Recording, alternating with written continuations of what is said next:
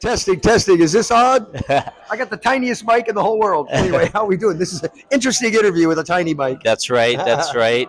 So we have a fantastic person who needs no introduction, but he is a Web3 evangelist. He plays an instrument, Oh, but there's a lot more to him than that. This is well, I'm Scott Page. Like you said, a lot of people know me as a Web3 evangelist, DeFi guy, meme tokens, utility tokens, NFTs, but I'm also the saxophone player from Pink Floyd. So I have a kind of a dual life, a little bit of music, a little bit of Web3, and where we're going in blockchain. and it's amazing to meet you. Honestly, I think it's always great to hear from creatives who express themselves in so many ways, and I think creativity doesn't stop in just one form of art. I think the art, it lives through us in many forms. Yeah, what I always looked at, it's interesting. I've always been. My father was a serial entrepreneur. Wow. Right. So we had boat business, lighting business, candy business. We had 26 donut shops at one time. My father was one of the co-developers of the wah wah pedal, the famous guitar pedal. Right. So I've been around that. But he was also on a television show called The Lawrence Welk Show, which I grew up on with kids. So I've been around music and entrepreneurship, and I've always looked at music and when you can bring the music and the business together. Yes. So I kind of do both sides of things. Wow. I like to add the business side along with the music and make them kind of work. So your dad's form of art was money, his medium of art. No, my dad was a great musician, incredible musician. Okay. Yeah. And so, my question to you is, where do you draw from your creativity? Where does that come from? Where do you lean on to get it from? Listen, we all lean on the same thing, the source. This God, the source, nature, whatever you want to call it. No, and I mean that seriously, because consciousness is my favorite subject. Yes. There's nothing else that means more. This is important to me Yes. because that's where it really comes from, right? It's like when you get it from that space. And so, people always ask me, why do you like to play music so much? Because I actually get to a place where I can drop thought and basically connect with God or the source. Yes. So that's really where it comes from for Yes. me anyway. Yes, and so and I know that right behind us is one of your artworks, your famous artworks. This is crazy, this thing. Could you tell us a little bit about this bad boy? Sure. First of all, I was picked as one of 222 projects to be put on this special hard drive that was designed to last 1 billion years. All the images were etched into this thing. It went up on a Falcon 9, and it was called the Odysseus Lunar Lander. It landed on the moon. It's first time we've been on the moon 50 years, and it landed there on February 22nd, 2024. This piece here happens to be called the Golden Mullet. See, that's me, actually, from the day with this crazy hair. I used to have a crazy mullet, right? But what's interesting about this piece, if you look at it very closely, it's made up of 7,000 photos of all my entire life, all my my years with Pink Floyd, thousands of Pink Floyd photos, 150 hours of Pink Floyd videos, Supertramp, my Toto days. I had my meetings with Lady Diana and Charles, and I had a business with Quincy Jones. I got QD7, all my game company stuff. So this is really basically a piece of my life history. Wow. And these other paintings over here, where you can kind of see a little bit over here, this is a Dave Gilmour picture. It's one of the pixels in there, right? Yes. And so that's a Dave Gilmour and a few other ones over there. But anyway, what's interesting, I think, since we're talking about where art and where things are going, and obviously you're doing NFTs and understand, what's interesting about this piece is it's a DeFi and circular economy business model. Wow. So what do I mean by that? So this thing got appraised for between $3 and $11 million because of all the IP. So now I've got it up for sale for $5 million. But here's what's interesting about it. What I'm going to do is, if you buy it for $5 million, I take $2.5 million and I'm pegging it to this asset. And that money gets locked up for 5 years, and then that money's going into our liquidity pools. I happen to have I'm a co-founder of a company called YieldX, YLDX.ai, and we're hybrid liquidity pool funds. So think of us like mutual funds, but for liquidity pools.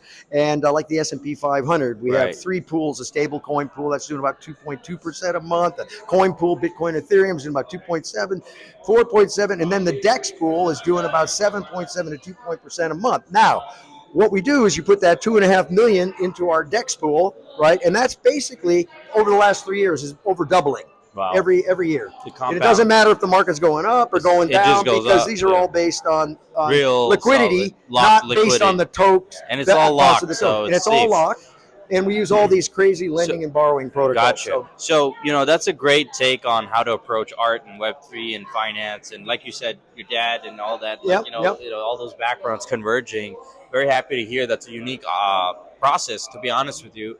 And, when it comes to art, you've talked about how your art has ended up in space. Yep. And that is a journey of transformation, and is a transformation journey. And so, would you feel all art, for example, our art, the Lost Tesla art car, was a physical piece. Right. Then 10 years later, 2022 became a digital piece, reborn. Right. Both almost lost, and now 15 years later, here at BitBasel, it reappears. Yes. As a digital form.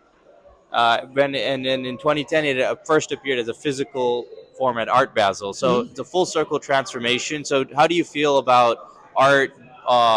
Do you feel art like that is actually? What do you think about art like that? Really? Well, listen, I think first of all, the whole world's about to get tokenized. Yes. Everything will be tokens. Yes. Tokens are about to eat the world, and it's going to basically be the biggest wealth transfer, I believe, in history. Absolutely. Amongst people, because now we have a method for authenticating and basically scarcity, creating all the things we can, building stories around them. And you got this little robot network called the blockchain, handling all the rights, rules, the permissions, and access to that piece of art. So new business models like this. I mean, I meant like buying an art piece that the minute you buy it, it starts generating you money. Revenue. Most art, when you buy it, you have to wait for years. And it's not liquid. This thing is liquid. Immediately. And what happens is now, because the way the pools work, it updates every second. So the minute you buy this piece of art, your wallet starts going up. When do you buy art like that? And right? That's right. So new business models. One of the things we did was using our art with philanthropy. We worked with the Light Must Unite and the Opioid Awareness Foundation. We Brock Pierce auctioned off our art, one of our collaborative artworks. So we are trying to do cool things as well, and more so like a philanthropic angle with with that.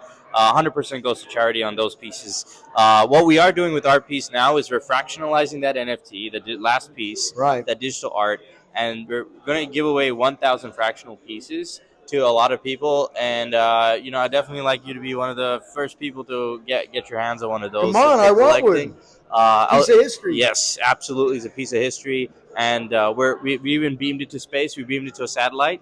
Nice. So it's going places, it's gone places, and we don't know what's going to happen next. But we're all part of that journey. I'm